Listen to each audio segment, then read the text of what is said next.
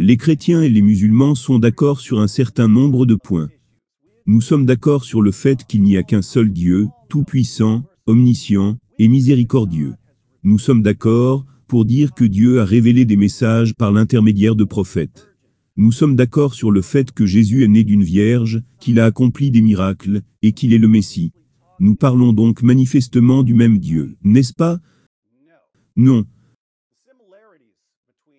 Les similitudes entre le christianisme et l'islam, en y regardant de plus près, s'avèrent superficielles. Ce sont les restes de la dépendance de Mohammed au plagiat. Les différences théologiques entre l'islam et le christianisme sont cruciales. Et ces différences théologiques ont des conséquences dans l'éthique.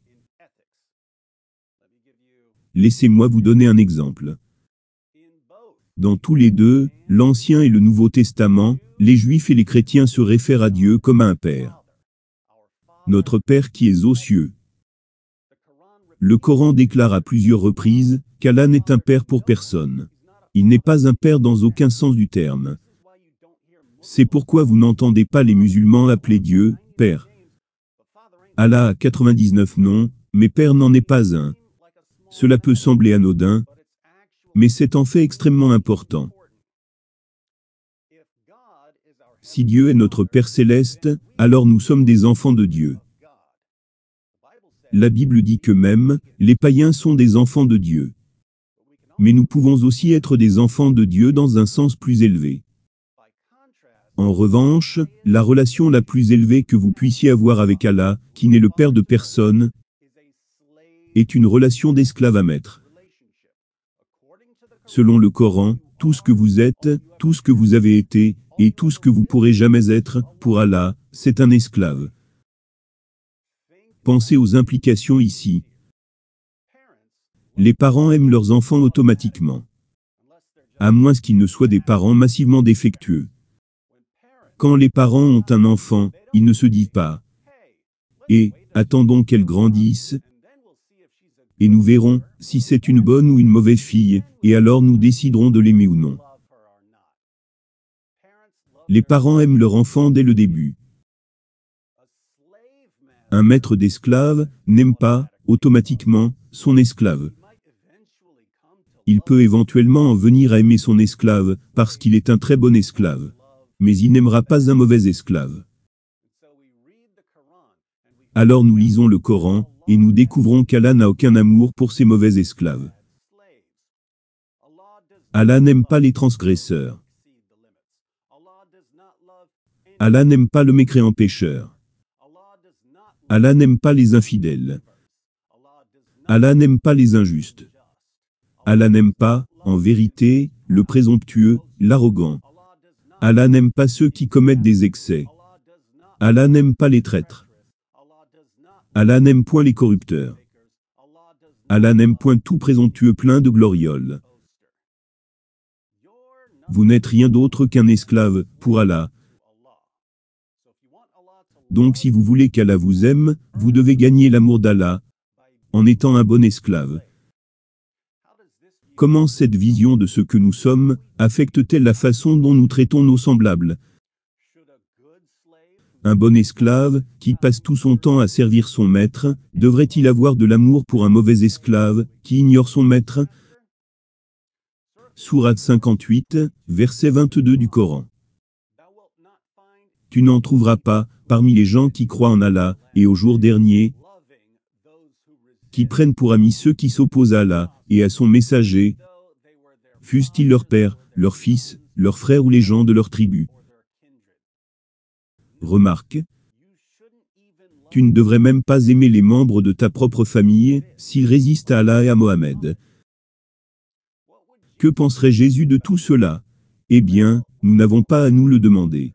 Matthieu 5, versets 43 à 48. Vous avez appris qu'il a été dit, tu aimeras ton prochain, et tu haïras ton ennemi. Waouh, cela ressemble exactement à ce qu'Allah dit dans le Coran. Mais moi, je vous dis, aimez vos ennemis, bénissez ceux qui vous maudissent, faites du bien à ceux qui vous haïssent, et priez pour ceux qui vous maltraitent et qui vous persécutent. Mais pourquoi Jésus? Afin que vous soyez fils de votre Père qui est dans les cieux, car il fait lever son soleil sur les méchants, et sur les bons, Et il fait pleuvoir sur les justes, et sur les injustes. Si vous aimez ceux qui vous aiment, quelle récompense méritez-vous? Les publicains aussi n'agissent-ils pas de même? Et si vous saluez seulement vos frères, que faites-vous d'extraordinaire? Les païens aussi n'agissent-ils pas de même? Soyez donc parfaits, comme votre Père céleste est parfait. Pourquoi aimons-nous nos ennemis? Parce que notre Père céleste les aime. Jésus dit, si vous n'aimez que les gens qui vous aiment, que faites-vous? Même les collecteurs d'impôts font cela. Gardez à l'esprit que les collecteurs d'impôts auxquels il faisait référence étaient pires que ceux auxquels nous sommes familiers. Il faisait référence aux collecteurs d'impôts juifs qui collectaient les impôts pour l'Empire romain. Mais ils faisaient payer un supplément pour s'enrichir eux-mêmes. Ils étaient considérés comme des traîtres par les autres juifs. Jésus dit à ses auditeurs, même ces gens qui augmentent vos impôts pour s'enrichir, aiment d'abord ceux qui les aiment. Ne voulez-vous pas être meilleurs que ceux-là? Mais l'amour égoïste que Jésus condamne est exactement le genre d'amour qu'Allah a dans le Coran. Allah ne vous aime que si vous croyez en lui, l'aimez et lui obéissez en premier. Il n'a aucun amour pour ceux qui ne croient pas en lui, ne l'aiment pas et ne lui obéissent pas. Et il ne veut pas que ses disciples aiment ceux qui ne croient pas en lui, ne l'aiment pas et ne lui obéissent pas. Vous aimez Allah d'abord et il vous aimera en retour. Et quand il vous aimera en retour, il dira à ses disciples de vous traiter mieux qu'il ne le faisait avant.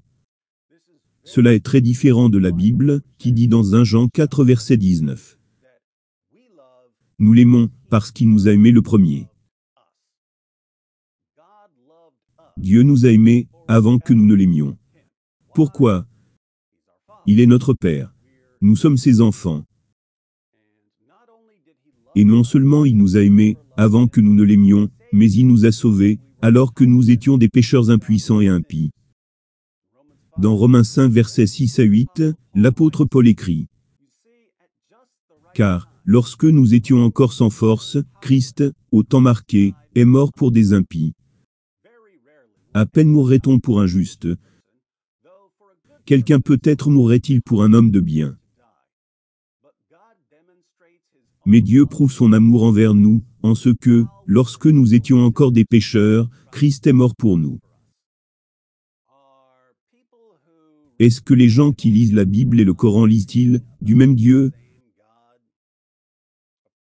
Bien sûr que non. L'un est une contrefaçon. Mais pourquoi y a-t-il des similitudes? Parce que le travail d'un faussaire est de fabriquer quelque chose qui ressemble suffisamment à l'original pour tromper autant de personnes que possible. Maintenant, nous n'avons fait qu'effleurer la surface ici. Il y a toutes sortes de façons par lesquelles le Dieu de la Bible est différent du Dieu du Coran. Le Dieu de la Bible est trinitaire. Le Dieu du Coran ne l'est pas. Le Dieu de la Bible et le Dieu du Coran ont des attributs différents. Ils ont créé les êtres humains pour des raisons très différentes. Ils veulent que les êtres humains se comportent de manière très différente. Il y a 1 million et une questions que nous pourrions soulever, et des vidéos sans fin que nous pourrions faire.